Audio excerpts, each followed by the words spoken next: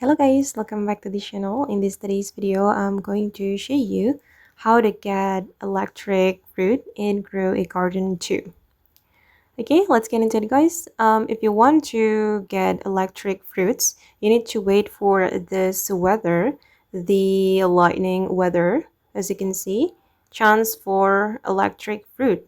And this weather lasts for 4 minutes, if I'm not mistaken. And of course, the electric mutation will give more value to your fruits. And as you can see, this is how the electric fruit looks like. Let me harvest it and show you. Wait, this is my electric strawberry. Okay, and I'm going to equip it. I'm going to hold it.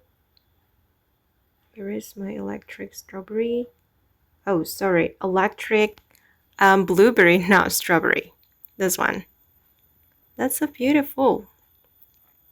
Okay, and if this weather is coming to the game, don't leave the game, of course, and wait for your fruits to get the electric mutation. It will be better if your garden is full of fruits, so your chance will be higher to get the electric mutation from the lightning weather.